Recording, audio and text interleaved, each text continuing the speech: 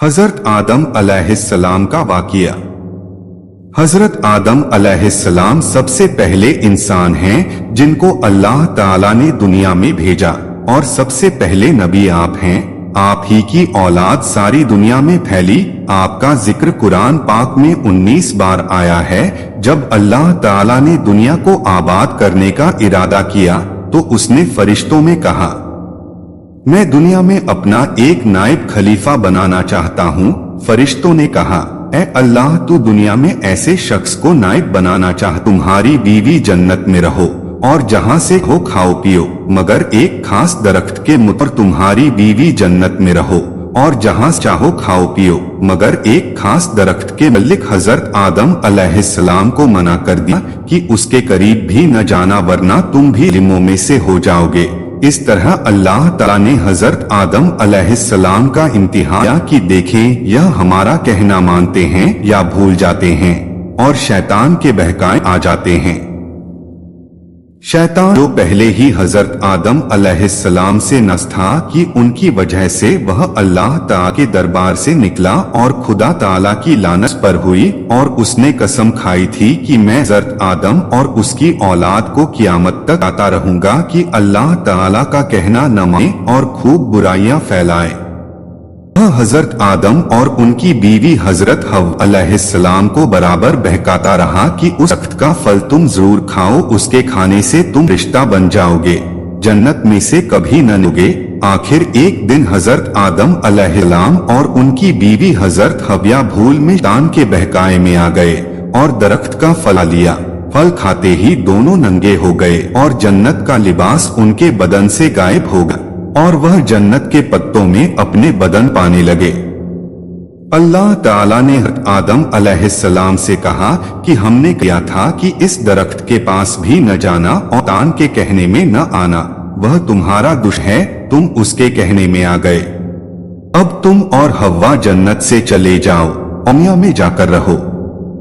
हजरत आदम अलैहिस्सलाम को जन्नत से निकलने और शैतान के बहकाए में आने का बहुत रंज हुआ और बसा तक अल्लाह ताला से मुआफी मांगते रहे और रोते रहे कि अल्लाह ताला मुझे मुआफ कर दे।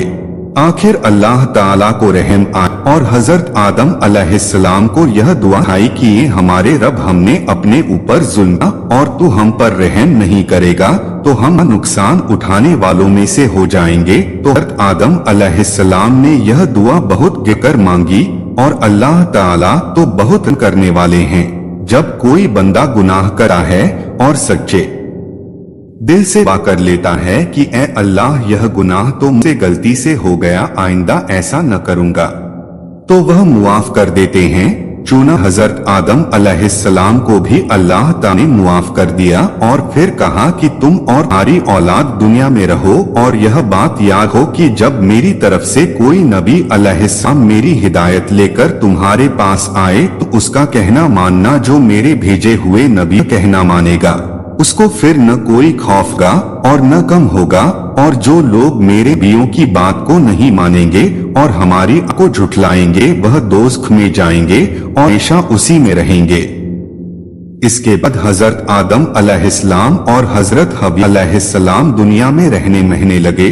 खूब जी लगाकर अल्लाह की इबादत करते उनकी औलाद हुई और दुनिया में सब जगह आबाद होती रही। हजरत आदम अलैहिस्सलाम अपनी औलाद को यही बात बताते हैं कि तुम कभी शैतान के बहकाए में न आ, वह हमारा दुश्मन है और हमको बुरी बातें करने के लिए बहकाता रहता है। हमेशा अल्लाह की इबादत करना, सच बोलना, किस पर जुल्म न करना, एक दूसरे के नेक काम मदद करते रहना। आखिरकार हजरत आदम अलैहिस्सलाम 900 साल जिंदा रहकर वफात पा गए।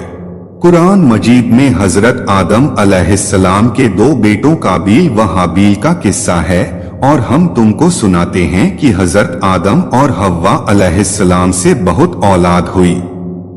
इन्हीं में से दो बच्चे काबील व हाबील थे।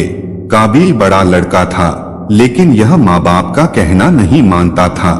हाबील छोटा भाई था जो माँ बाप का कहना मानता था। अकलीमा एक लड़की थी जिससे काबील शादी करना चाहता था, मगर हजरत आदम व हव्वा अलैहिस्सलाम उसकी शादी अपने छोटे बेटे हाबील में करना चाहते थे जो नेक और शरीफ था। इसलिए काबिल अपने माँ बाप और भाई का दुश्मन हो गया। अल्लाह ताला ने हुक्म दिया कि तुम दोनों कुर्बानी करके पहाड़ पर रखाओ। जिसकी कुर्बानी कबूल होगी उससे अकलीमा की शादी की जाएगी। अल्लाह ताला को अपने नेक बंदे पसंद होते हैं और वह उनकी मदद करता है। आसमान में एक आग आई और हाबील की कुर्बानी को ले गई, यानी हाबील की कुर्बानी कबूल हो गई।